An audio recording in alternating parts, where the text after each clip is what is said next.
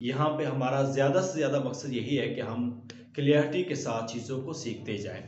तो आइए जी, आज हम स्टार्ट करते हैं। यहाँ पे सिर्फ मैंने छोटे छोटे हिंट दिए हैं। इस एक सवाल से हमने 5-5 सवाल हल करने हैं। तो आपने इसलिए गौर मेरी बातों पे करना है कि हम इसमें कौन कौन से सवाल हल कर रहे हैं, ठीक है। तो आइए सबसे पहले हम बात करते हैं कि ज़ुरतुश्त अपने मुर्दों को ना जलाते हैं, ना दफनाते हैं और ना ही पानी में बहाते हैं, बल्कि उन्हें ऊंची जगह पर रख देते हैं, जिस जगह पे आके जानवर परिंदे जो हैं वो उनको आके खा जाते हैं। उनका मौक़िफ़ कल भी मैंने बताया था कि वो ज़मीन को नापाक करना नहीं चाहते। वो समझते हैं कि मुर्दे नापाक हैं, लिहाजा अगर हम उसको ज़मीन में दफन करते हैं तो इससे नापाकी फैलती है। अच्छा, जिस मीनार पे वो अपने मुर्दों को रखते हैं उसको कहते हैं मीनारे खामोशी। मीनारे खामोशी उस मीनार को कहा जाता है। तो इस तरह के सवाल जो है ना वो पीपीएससी में आने वाले होते हैं। नेक्स्ट है एक सवाल, एक किताब है इल्हाद और जदीद ज़हन के शुबहात। इल्हाद और जदीद ज़हन के जो शुबहात हैं, इस किताब के मुसन्निफ है मोहम्मद शारिक इसके मुसन्निफ है। इसके बाद हम बात करते हैं कुछ त्योहारों की, कि जो तकाबले अदियान के अंदर कुछ त्यौहार हैं उसमें बैसाखी मेला जो है ये सिख मत का त्यौहार है, नौरोज ज़ुरतुश्त का त्यौहार है, और शबे यल्दा किस मजहब का त्यौहार है। शबे यल्दा असल में जो ज़ुरतुश्त मजहब है उस मजहब के अंदर यह त्यौहार मनाया जाता है। बैसाखी सिख मत, शबे यल्दा ज़ुरतुश्त मजहब के अंदर ये मनाया जाता है, और नौरोज भी ज़ुरतुश्त यानी कि ईरानियों का यह त्यौहार है उमूमन आमतौर पर। अब नेक्स्ट क्वेश्चन है ताओइज्म, यानी ये मजहब के नाम है। ताओ मजहब का बानी लाओज़े था। इस मजहब की जो मुकद्दस किताब है ताओ चिंग है। बताइए इसका मुसन्निफ कौन है, यानी कि ताओ चिंग और इसके मुसन्निफ कौन है। उसका नाम है लाओज़े, ठीक है। इस किताब का नाम क्या है, लाओज़े। ताओ मजहब का बानी लाओज़े था। इस मजहब की मुकद्दस किताब जो है वो ताओती चिंग है, और इसका जो राइटर है, मुसन्निफ है, वो लाओज़े था। ये आपने याद रखना है। सिंह का माना है शेर और कोर का माना है शेरनी। ये दो अल्फाज किस गुरु ने मुतारफ करवाए थे। गुरु गोबिंद सिंह ने ये अल्फाज मुतारफ करवाए थे। सिंह का माना शेर और कोर का माना शेरनी। ये अल्फाज मुतारफ करवाने वाले गुरु का जो नाम था वो गुरु गोबिंद सिंह था। ये आपने याद रखना है। इसके बाद हम बात करते हैं कन्फ्यूशियज्म का बानी कन्फ्यूशियस था, जो 551 कबले मसीह में पैदा हुआ।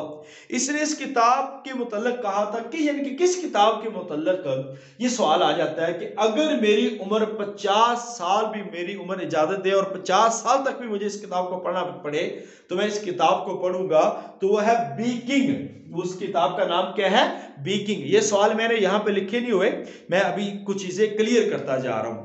इसके बाद हम बात करते हैं ज़ुरतुश्त का ताल्लुक आपको पता है मजूसी कौम से था, ये मैंने कल भी बताया, जिसे अंग्रेजी में मक्स कहते हैं, जिसका मतलब है जादूगर। ज़ुरतुश्त को जादूगर उमूमन कहा जाता है, जिसमें अंग्रेजी में मक्स कहा जाता है और जिसका माना है जादूगर।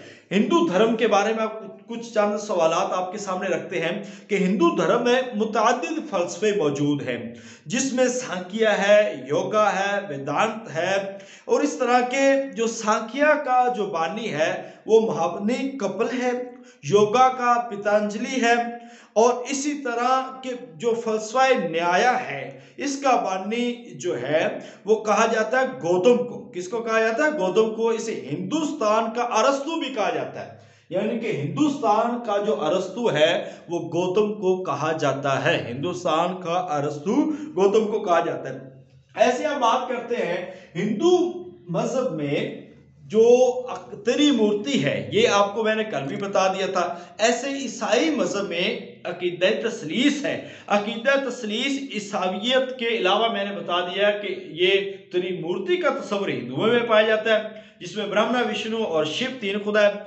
ब्रह्मा की बीवी का नाम सरस्वती, विष्णु की बीवी का नाम लक्ष्मी, और शिव की बीवी जिसको खूंखार चुड़ैल दिखाया गया है उसका नाम है दुर्गा, दुर्गा मां, दुर्गा मां। ये आपने नाम याद रखना। अच्छा, इसके नाम मुख्तलिफ तरह से भी आए हैं, तो मुख्तलिफ तरह जब उसको खूंखार चुड़ैल की सूरत में उसको दिखाया गया है ना, तो उस वक्त उसका नाम दुर्गा मां भी रखा जाता है। वैसे ओम मां भी इसका नाम रखा जाता है, पार्वती भी इसका नाम रखा जाता है। इसके बाद हम बात करते हैं कि हिंदू मजहब में ब्रह्मा को खालके कायनात की हैसियत हासिल है, ब्रह्मा को खालके कायनात की हासिल है, विष्णु बका का जामिन है, और शिव जी ये तबाही के और बर्बादी का खुदा है। शिव को अमूमन रक्स करते हुए दिखाया गया है, शिव रक्स करते हुए। इसे पेश करने के लिए जो मुजस्मे बनाए गए इसे नाता राजा कहते हैं, नाता राजा कहते हैं। कि अब इसकी जो तीसरी आंख दिखाई गई है उसे कहते हैं त्रिलोचन, त्रिलोचन, त्रिलोचन। इसकी जो तीसरी आंख है उसका नाम ये रखा जाता है त्रिलोचन। तो ये आपने याद रखना है। इसके बाद हम बात करते हैं ईसाइयों के कुछ सवालात हैं कि ईसाइयों की इबादत गाह को चर्च, यहूदियों की इबादत गाह को सिनागाग, और बुद्धवाद की इबादत गाह टेंपल, जबकि हिंदुओं की इबादत गाह को मंदिर कहा जाता है, हिंदुओं की इबादत गाह को मंदिर कहा जाता है। अब बहाइयों की जो इबादत गाह, बिहाइयों की, तो उनकी इबादत गाह भी टेंपल बोला जाता है, उनकी भी इबादत गाह को टेंपल बोला जाता है। यहां पे आपको सिख मत का भी बता दें कि सिख मत की जो इबादत गाह है उसको हम गुरुद्वारा बोलते हैं, मुसलमानों की इबादत गाह उसको हम मस्जिद बोलते हैं। तो ये चीजें भी आपको जहन में होनी चाहिए। इसके बाद हम कुछ क्वेश्चन है। वेटिकन सिटी, वेटिकन सिटी ईसाइयों के मजहबी रहनुमा पोप का सदरे मुकाम है, वेटिकन सिटी है। और ये किस मुल्क में वाक़या? असल में वेटिकन सिटी एक छोटा सा शहर है जिसको एक आजाद खुद मुख्तार रियासत की हैसियत हासिल है। आजाद खुद मुख्तार रियासत वेटिकन सिटी एक छोटी सी रियासत है जिसके अंदर ईसाइयों का जो सरबराह पोप जिसको कहा जाता है वो वहां पे राइश पजीर होता है। इसके बाद कुछ चीजें और हैं। अपासिक और पंचशैल की इस्लाह बुद्धवाद में इस्तेमाल हुई। अब पूछा यह जा सकता है कि अपासक की इस्लाह किस मजहब के अंदर इस्तेमाल होती है? बताइए। जो 5 किंग का ताल्लुक किस मजहब से है? इनके 5 के काफ जो है 5 काफ इसका ताल्लुक किस मजहब से है? तो आपको ये बता दें 5 किंग तो असल में जैन मत का है। और यहाँ पे जो चीज है ना काफ 5 मशहूर काफ, गाओ, गीता, ये 4 मशहूर गाफ है, ये हिंदुओं के मशहूर है। ठीक है, ये याद रखना है। जिसमें गीता है, गाओ है, गात्री है, इस तरह 4 ये गाफ हिंदुओं के मशहूर है। और इसी तरह जो 5 काफ हैं, काफ, कच्छा, कृपान, ये जो चीजें हैं ना ये सिखों की मशहूर है। और इसको हमने डिटेल में बता भी दिया था, मजीद इसकी वजाहत कर सकते हैं। अकीदा कुफारा का ताल्लुक ईसाइयत के साथ है। अकीदा कुफारा का ताल्लुक किस मजहब के साथ है? ईसाइयत के साथ है। दीप वाली रोशनियों का त्यौहार ये कहा जाता है कि ये जैन मत मनाते हैं। जैन मत दीप वाली रोशनियों का त्यौहार वो जैन मत वो मनाते हैं, दीप वाली रोशनियां, ये त्यौहार उनका है और बड़ा मशहूर मारूफ है। इसके बाद हम कुछ बात कर लेते हैं कुछ किताबों की। इजहारुल हक ईसाइयत और ईसाई फिरकों के तारुफ के हवाले से एक मशहूर मारूफ किताब है और इसके मुसन्निफ है रहमतुल्लाह किरानवी। आपको याद होना चाहिए कि आपने तकाबले अध्ययन पे कम से कम 5-6 किताबों के नाम आपने लाजमी तौर पर याद रखने हैं। ये टेस्ट के लिए भी आपने याद रखने हैं, आपने इंटरव्यू के लिए भी आपने याद रखनी है, क्योंकि इसमें लाजमी क्वेश्चन आ जाते हैं। इसके बाद है जी ओहदनामा कदीम और जदीद के मजमुआ को हम बाइबल कहते हैं। ये यूनानी लफ्ज और इसका माना है ओहदनामा, इसका माना किताब है। ओहदनामा कदीम कितनी किताबों पर मुश्तमिल है? ये 39 किताबों पर मुश्तमिल है, 39 किताबों पर।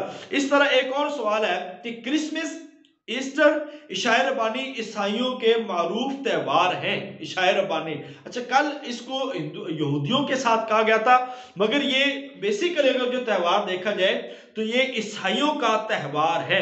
तो इनमें सबसे बड़ा जो त्यौहार है वो ईस्टर त्यौहार और क्रिसमस, ये इस त्यौहार को मनाया जाता है। क्रिसमस आपको पता है 25 दिसंबर को क्रिसमस का त्यौहार जो है वो उनका मनाया जाता है।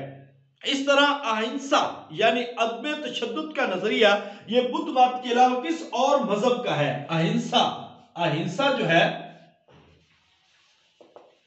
ये बुद्ध मत के अलावा जैन मत का भी नजरिया है। अहिंसा ये जैन मत का भी नजरिया है। जैन मत ये इनका भी नजरिया मौजूद है। तो आपने इस लिहाज से इन चीजों को ध्यान में रखना है। कुछ क्वेश्चन ये हल हो गए, कुछ मजीद क्वेश्चन अभी आपको हम करवा रहे हैं। तो इसके साथ साथ हिंदुओं के मजीद जो सवालात हैं, उपनिषदों के फलसफे में एक अहम फलसफा अदवार का जमाना है, यानी अरसा दराज के बाद कुल कायनात और मौजूदात मिट कर ब्रह्मा की जात में मुदगम हो जाती है। ये उनका एक फलसफा है और एक नया दौर शुरू हो जाता है। इस नए दौर को कलिप कहते हैं। कलिप इस दौर को कहते हैं, ये याद रखना आपने। इसके साथ साथ जी उपनिषद का मतलब है, उपनिषद का मतलब है हमतनगोश होकर किसी के नजदीक बैठ जाना। ये चीजें हम चुके ना बड़े वाज़ेह तौर पर हम इसको करवा चुके हैं। और ये हिंदुओं की फिकी किताबें, उपनिषद जो है हिंदुओं की फिकी किताबें, जिसका दूसरा नाम है वेदांत। 13 ज्यादा अहम, जिसमें से 6 नसर है और 7 नज़म में है। और इनमें सबसे ज्यादा जो शोहरत हासिल हुई है वो चंदुग्या को है। चंदुग्या, चंदुग्या, चंदुग्या, इसको शोहरत सबसे ज्यादा हासिल हुई है। तो इसको भी आपने याद रखना है। इस तरह हिंदू मजहब के मुताबिक रूह को निर्वाण हासिल करने के लिए 1,24,000 मर्तबा चक्कर लगाना पड़ता है। इसको वो कहते हैं तनासुख अरवाह, आवागोन या जूनी चक्कर। तो ये अकीदा हिंदू मजहब के अलावा और में भी पाया जाता है, और वह है बुद्ध मत में भी और जैन मत में भी ये अकीदा पाया जाता है। तो ये भी आपने याद रखना। इसके बाद है रामचंद्र जी। रामचंद्र जी 7वां अवतार है, जो कृष्ण महाराज है उनका 7वां अवतार है। रामचंद्र जी 7वां अवतार। कृष्ण महाराज को विष्णु का, यानी कि ये विष्णु के आपको पता है वो 9 जो है ना अवतार बताते हैं। 7वां रामचंद्र जी। कृष्ण महाराज को विष्णु का 8वां अवतार बताया जाता है, जो मथुरा में पैदा हुए और उनके वालिद का नाम देव और वालिदा का नाम दासुदेव था। ये राजा किन के खिलाफ आया था? ये राजा किन्स के खिलाफ इन्होंने लड़ाई की थी। तो ये कुछ सवाल हैं। तो इसके अलावा और भी कुछ चीजें हैं जो यहाँ पे डिस्कस करने वाली हैं, वो भी मैं आपको बता देता हूं कि रामायण जिसका ज्यादा हिस्सा जो है शायरी का है, इनमें श्री रामचंद्र जी की लड़ाइयों का जिक्र है। श्री रामचंद्र जी की लड़ाइयों का जिक्र है, जो उन्होंने लंका के अंदर राक्षस के बादशाह रावण से अपनी बीवी सीता को छुड़ाने के लिए लड़ी थी और इसे शिकस्त दी थी। और इसकी आज भी वो याद में एक त्यौहार मनाते हैं जो रावण को शिकस्त हुई थी। रामचंद्र जी ने, और उस वक्त सीता को बचाया था राम ने, और उसके खुशी में वो एक दशहरा का त्यौहार है, वो आज भी वो मनाते हैं। तो ये भी चीजें याद रखनी है। और इसके साथ साथ बुद्ध मत का ताल्लुक मैंने कल भी बताया था कि इसका ताल्लुक मंगोली मजहब से है, जिसके बानी गौतम बुद्ध है। बुद्ध मत के बानी गौतम बुद्ध है। और आप जो है इसको बुद्ध सानी का लक़ब भी दिया जाता है। किसको? जो बुद्ध मत के अंदर बुद्ध सानी का लक़ब दिया गया ना, वो राजा अशोका उसको बोला जाता है। राजा अशोक को बुद्ध मत का जो दूसरा बानी कहा जाता है, कि जिसने बुद्ध मत की बहुत ज्यादा तरवीज की और पूरी दुनिया के अंदर उसको फैलाने के लिए अपनी खिदमत सर अंजाम दी। तो ये वाले कुछ सवालात हैं। और एक दो चीजें और भी आपको बता देते हैं कि ऋग्वेद नज़मों का मजमुआ है। ये मैंने कल भी कहा था कि आपको बताएंगे। ऋग्वेद जो है ये नज़मों का मजमुआ है, और इसके अंदर 10,000 मंत्र, 1,028 नज़में, 10 किताबों पर मुश्तमिल है। किताब नंबर 2 से 7 तक को फैमिली बुक्स कहा जाता है। कि ऋग्वेद को यानी कि किताब के अंदर 2 से 7 तक जो है ना, इसको फैमिली बुक्स कहा जाता है। यजुर्वेद और सामवेद ऋग्वेद से माखूद है, यजुर और साम ऋग से माखूद है। और इन तीनों वेदों को जो हम कहते हैं त्रिविधिया के नाम से इन तीनों वेदों को याद किया जाता है। और आखिरी बात इसमें है, हिंदू दीनी अदब में 4 वेदें हैं, महाभारत, भगवत गीता, उपनिषद और रामायण शामिल हैं। और इनको 2 हिस्सों में तकसीम किया जाता है। एक वो है सरती बमाना मसमू यानी कि सुनी और समर्ती बमाना जुबानी रवायत, यानी कि कुछ सुनी सुनाई है और कुछ जुबानी रवायात है। चारों वेदें पहली किस्म से मुतल्लक है। और इनमें कौन सा असल वेद है जो अहमियत का हमल है, आप ये याद रख ले, सबसे ज्यादा जो अहमियत हासिल है वो है ऋग्वेद को, चूंकि ये वेद जो है वो सबसे पुराना वेद तस्वर किया जाता है। अल जिहाद फिल इस्लाम मौलाना मदूदी रहमतुल्लाह अलैह की इस दौर की तसनीफ है। और आप जमीयत में मुदीर थे, ये किताब 1930 में पहली बार शाया हुई थी। और इस वक्त मौलाना मदूदी रहमतुल्लाह अलैह की उम्र जो है वो 24 साल थी। और ये लास्ट टाइम ये क्वेश्चन आया था। अब मजहब का लुग़वी माना है चलने का रास्ता। मजहब को नस्ली एतबार से 3 अक़साम में, सामी, आर्याई और मंगोल में तकसीम किया जाता है। सामी से मुराद इस्लाम, यहूदियत, ईसाई, और जो जुरतुस जो है वो आर्याई मजहब में आता है, आर्याई मजहब में आता है।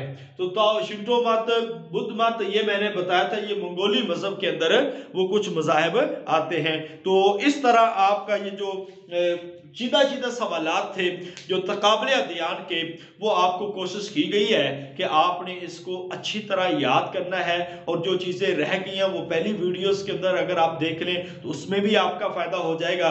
चूँकि वक्त कम है, हम ज़्यादा से ज़्यादा कोशिश ये कर रहे हैं कि आपको मैक्सिमम जो है ना सवालात आपके हल करवाए जा सके। तो इंशाअल्लाह ताला नेक्स्ट वीडियो में हम अगले जो टॉपिक्स हैं हम उस पर डिस्कस करेंगे। हिस्ट्री पे अभी हमने एक लंबी चौड़ी बहस रखनी है, हिस्ट्री पे हम इंशाअल्लाह ताला बात करेंगे। अल कुरान की जो अल फौजुल कबीर है उस पे हम बात करेंगे, हिफाजत हदीस पे हम बात करेंगे। तो ये चीज़ें, कोशिश ये है कि आपको ज़्यादा से ज़्यादा सवालात आपको क्लियर हो जाए। आप लेक्चर शुरू से आखिर तक सुना करें ताकि सुनने से बहुत सारी चीज़ें जो है वो आपकी क्लियर हो जाती हैं। और जिसमें कोई कन्फ्यूजन हो उसको किताब से देख लिया जाता है ताकि आपके लिए आसानियाँ पैदा हो सके। तो कोशिश करें आप अपनी जितनी अच्छी तैयारी हो सके वो करते जाएं। और आप दोस्तों के साथ ये बातें शेयर भी करें और बताएं। अल्लाह ताला आपको और मुझे कामयाब फरमाए। अस्सलाम वालेकुम रहमतुल्लाहि व बरकातहू।